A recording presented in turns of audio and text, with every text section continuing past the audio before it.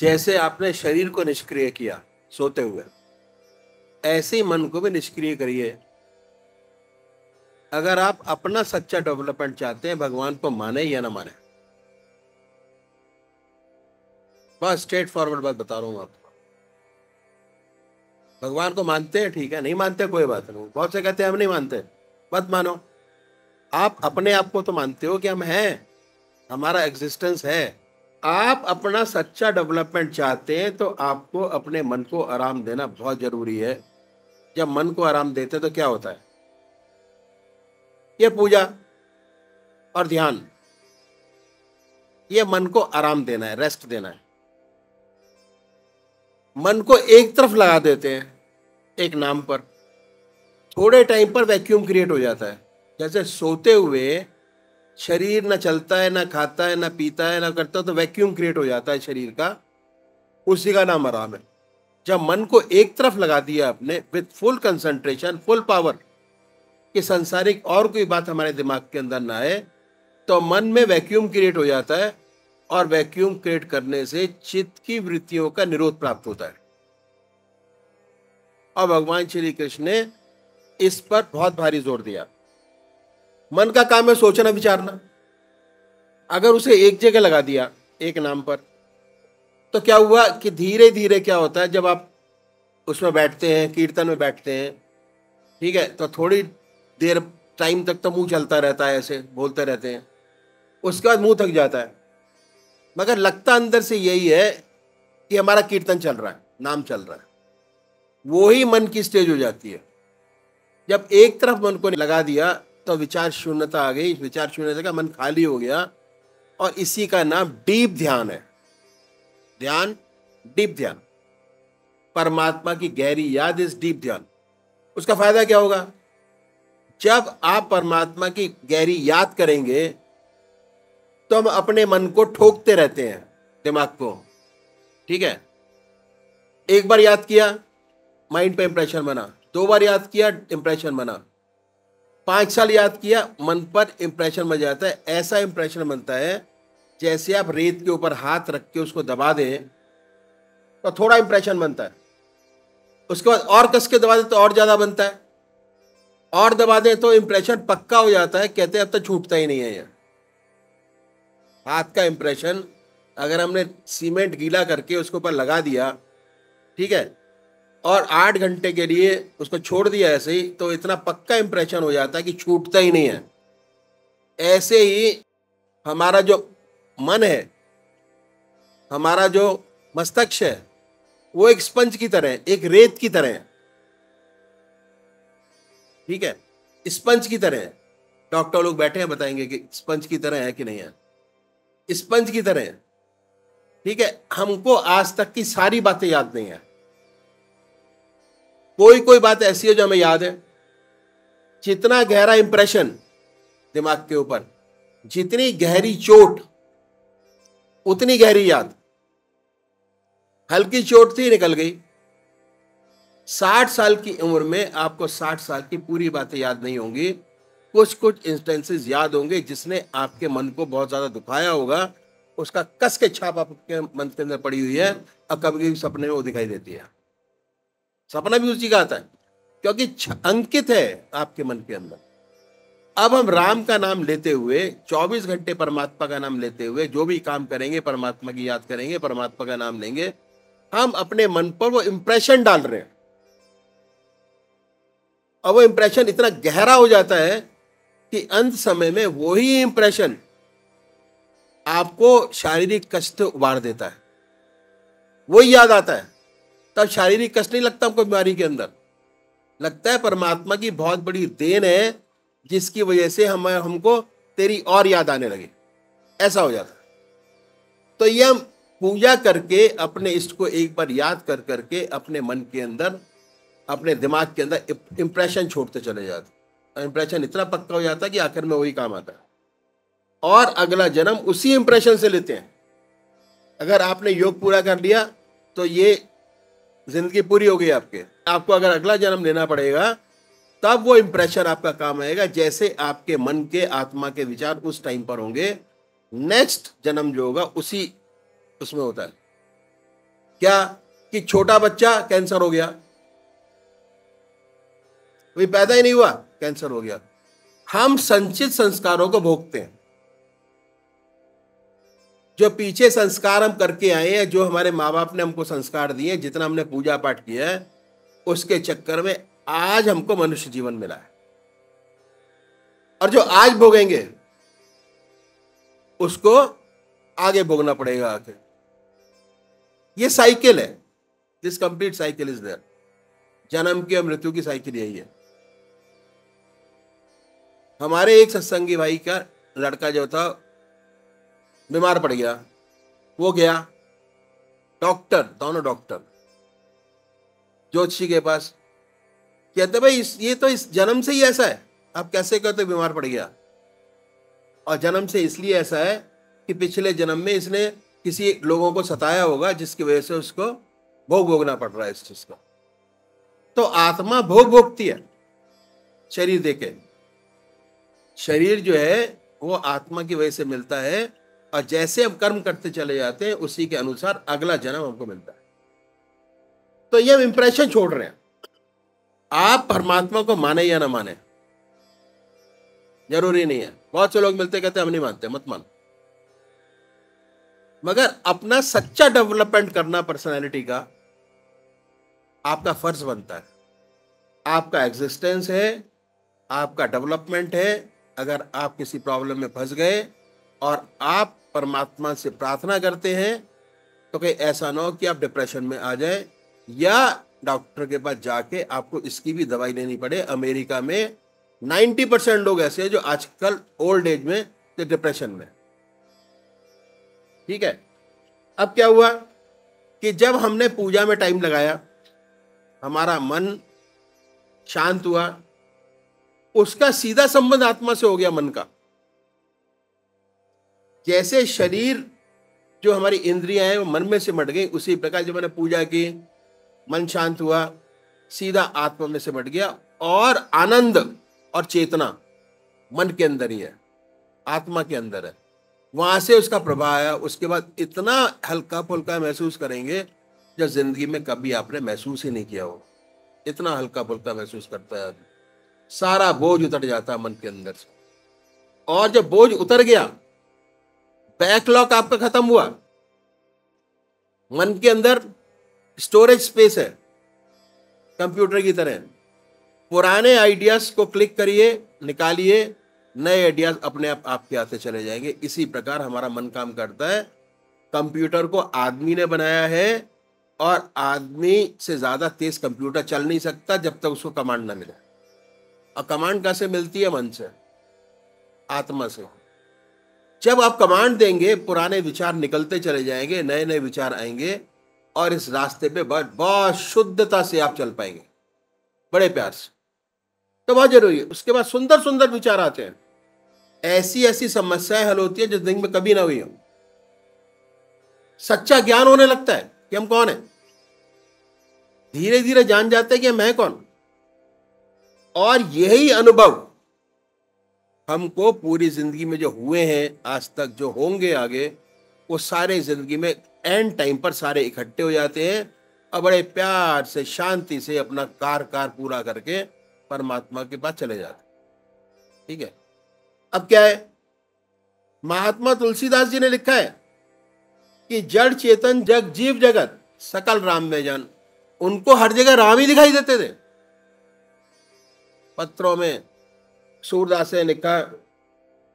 तो अब महर्षियों ने बताया कि एक तरफ मन को लगाओ, विचार शून्यता आ जाएगी, और ऐसे ही विचार शून्यता करना चाहोगे तो नहीं होगी। कितना भी जोर लगा लीजिए। इसलिए पहले मैंने आपको कहा, सत्संग सतनाम सदगुरु। सत्संग है तो सदगुरु है। अगर सत्संग में नहीं जाते तो सदगुरु करने का कोई फायदा नहीं है, वेस्टेज ऑफ टाइम। दूसरा, दर्शन एक बार गुरु के, 5 साल में 6 साल में जब टाइम मिला तो दर्शन कर लिए। और आप रोज सुबह अपने इष्ट का दर्शन कर सकते हो। एवरी डे अपने इष्ट के दर्शन करिए, रोज परमात्मा को याद कीजिए, अपने गुरु के दर्शन कीजिए। सत्संग में जाएंगे तो आप फलीभूत होते रहेंगे, सत्संग में नहीं जाएंगे तो इतना कूड़ा करकट इकट्ठा हो जाएगा कि आपको फिर दोबारा इनिशिएशन लेना पड़ेगा, पूजा लेनी पड़ेगी। पहली चीज, अपना रास्ता डिसाइड करिए कि हमको कौन से रास्ते पे चलना है। जल्दी, डोंट वेस्ट टाइम। और जब रास्ता डिसाइड कर लिया तो नामदान दीजिए, जिससे कि एक रास्ते में लग के रह जाए और सच्चा ज्ञान प्राप्त कर पाए। उसके बाद सत्संग में जाना बहुत जरूरी है। सत्संग में जाएंगे तो ज्ञान फलीभूत होता रहेगा, बढ़ता रहेगा। नहीं जाएंगे तो जैसे थे वैसे के वैसे वापस जैसे थे वैसे के वैसे। तो इसलिए बहुत जरूरी है। बहुत लोग शून्य का ध्यान करते हैं, बताते हैं कि वैक्यूम क्रिएट करो, शून्य का ध्यान करो, नहीं होगा किसी हालत में भी। और अच्छे अच्छे भाव पैदा होंगे, जितने लोग हैं सब सुखी रहें, सब आनंद में रहें, दुख संसार से मिटे। दूसरे की सेवा सच्ची सेवा होगी। डॉक्टर तो पैसे के लिए काम करता है, जब ये चीज उसको हासिल हो जाएगी, रियलाइजेशन हो जाएगा कि हम कौन है, सच्ची सेवा करेगा और ऐसे ऐसे बीमारियों को ठीक करेगा जो आपने जिंदगी में कभी सोची नहीं होगी। हमारे बहुत डॉक्टर ऐसे हैं जो ऐसी ऐसी जिंदगी है ना बचाई है उन्होंने कि जो दूसरे पकड़ नहीं पाए, उन्होंने पकड़ी, टाइम दिया, उसके बाद इलाज किया उनका। तो ये है, बहुत जरूरी है। इसलिए आधा घंटा सुबह पूजा करना, आधा घंटा सायकाल पूजा करना बहुत जरूरी है। శారీరకంగా నిష్క్రియ అవడం, శరీరంలోని ఇంద్రియాలన్నీ నిష్క్రియ అవడం చూసాం. అలాగే ఇప్పుడు మనసు కూడా మనం నిష్క్రియ చేయాలి. స్ట్రైట్ ఫార్వర్డ్ గా మనసుని నిష్క్రియ చేయాలి. పరమాత్మను నమ్మండి, నమ్ముకోండి. మీ ఊరికి అయితే మీరు నమ్ముతారు కదా, మీ ఎగ్జిస్టెన్స్ మీకు ఉంటుంది. మీ ఎగ్జిస్టెన్స్, మీ పర్సనాలిటీ డెవలప్ కావాలి అంటే, మీరు ఉన్నతంగా ఎదగాలి అంటే మీ మనసుకి విశ్రాంతి అవసరం. మనసుకి విశ్రాంతిని ఇవ్వాలి. మనసుకి విశ్రాంతి ఇచ్చినప్పుడే డెవలప్మెంట్ అనేది జరుగుతుంది. అయితే ఈ మనసుకి విశ్రాంతి ఇచ్చే ధ్యానంలో వాక్యూమ్ క్రియేట్ అవుతుంది. ఆ వాక్యూమ్ క్రియేషన్ లో విశ్రాంతి దొరుకుతుంది. అక్కడ ఫుల్ కాన్సన్ట్రేషన్ తో లభిస్తుంది, ఫుల్ మెడిటేషన్ ఉంటుంది. మనసు చాలా శూన్యత అయ్యి అక్కడ వాక్యూమ్ క్రియేట్ అవుతుంది. అక్కడ చిత్తవృత్తులన్నీ నిరోధించబడుతున్నాయి, అనగా ఆలోచనలన్నీ నిరోధించబడుతున్నాయి. పరమాత్మ శ్రీకృష్ణుడు కూడా గీతలో దీనికి చాలా ప్రాధాన్యత ఇవ్వడం జరిగింది. ఎప్పుడైతే ఈ జ్ఞానంలో జరుగుతుందో దాన్ని మనం డీప్ కాన్సన్ట్రేషన్ లేదా డీప్ మెడిటేషన్ అంటాం. అంటే పూర్తిగా జ్ఞానంలో నిమగ్నమవడం, పరమాత్మ స్మరణలో ఉండడం. అంత డీప్ మెడిటేషన్ లో పరమాత్మ స్మరణలో ఉన్నప్పుడు మనకి ఏ విషయాలు జ్ఞప్తికి రావు, ఏ విషయాలు గుర్తుకు రావు. ఆ విధంగా ధ్యానానికి మనం చిత్తేకాగ్రత చేసి ధ్యానం చేస్తుంటే పూర్తి ధ్యానం కలుగుతుంది. అయితే ఈ ధ్యానంలో మనసులో ఇంప్రెషన్స్ ఏర్పడుతుంటాయి.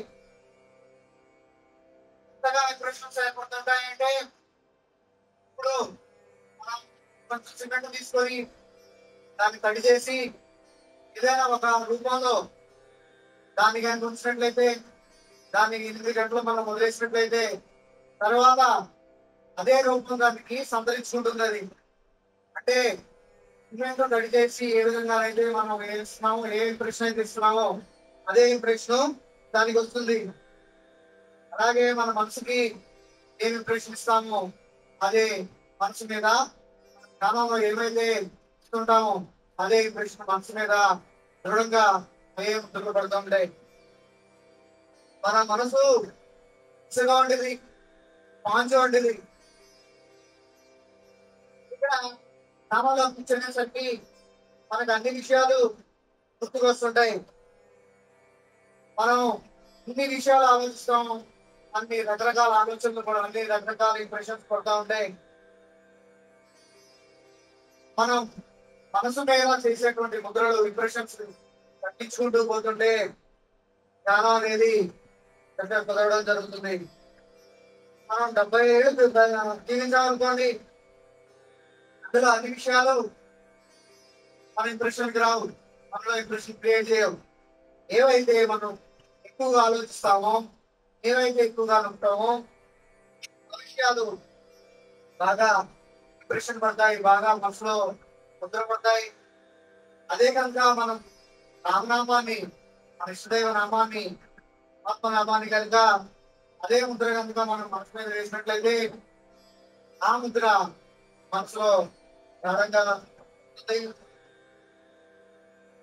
ఈ పరమాత్మ నామం యొక్క ముద్రను, ఇంప్రెషన్ ఎంత గట్టిగా వేస్తే అది చివరి సమయంలో ఆ ఇంప్రెషన్ బాగా ఉపయోగపడి, ఆ ముద్రలో బాగా ఉపయోగపడి చివరికి అంత్య సమయంలో, చివరి సమయంలో ఆ పరమాత్మ జ్ఞాపకం, ఆ రామనామం, మన ఇష్టదైవం ఏదైతే ఉందో ఆ స్మరణ అనేది దాన్ని ప్రదర్శిస్తుంది.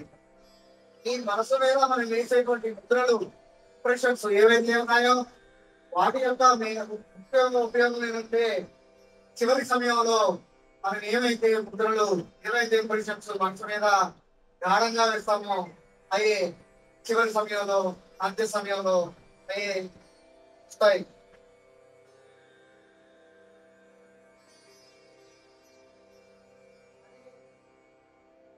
ఈ జన్మలో ఈ విధంగా ధ్యానం చేస్తున్నట్టయితే, ఈ జన్మలోనే సఫలత పొందినట్లయితే మరో జన్మ ఉండదు. అలా కాకుండా ఈ జన్మలో కొంత ధ్యానం చేసి కొంత ఇంప్రెషన్స్ ఎంతవరకు అయితే ఉంటామో తర్వాత జన్మలో, నెక్స్ట్ బర్త్ లో కూడా అక్కడి నుంచి ఆ ఇంప్రెషన్స్ ఉంటాయి. అక్కడి నుంచి మన జ్ఞానం అనేది మొదలు అవడం జరుగుతుంది. మనం చూస్తూ ఉంటాం, చిన్న పిల్లవాడికి క్యాన్సర్ అని చెప్తా ఉంటారు. చిన్న పిల్లవాడికి ఎక్కడి నుంచి వచ్చింది క్యాన్సర్? ఈ సంస్కృత సంస్కారాలు అంటే జన్మలో పాతగా చేసినటువంటి సంస్కారాలు, సంస్కృత సంస్కారాలన్నీ కలిసి వారి తల్లిదండ్రుల ద్వారా వచ్చి కావచ్చు, వారి బాగా దాని ద్వారా వచ్చి కావచ్చు, ఈ సంస్కృత సంస్కారాల వల్ల వారికి ఇటువంటివన్నీ ఏర్పడుతూ ఉంటాయి. ఇది ఒక సైకిల్, ఇది ఒక మొత్తంగా జరుగుతుంటుంది. జన్మ మరణాల యొక్క సైకిల్. సత్సంగి పిల్లవాడికి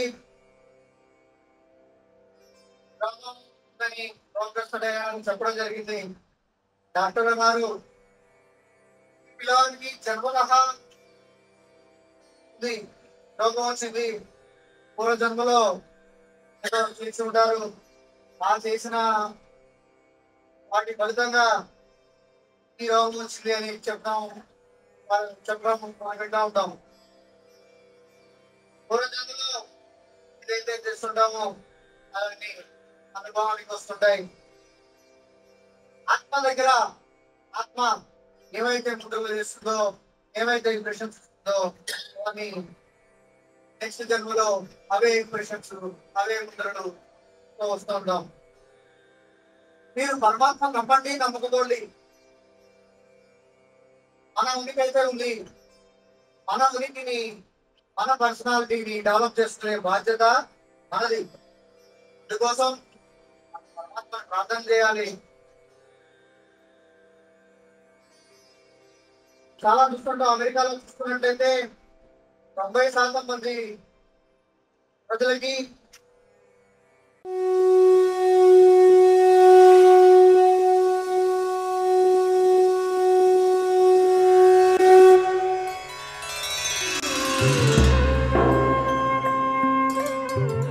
ध्यान योग के कार्यक्रम आनंद योग से निशुल्क जुड़ने के लिए संपर्क करें 9810239677।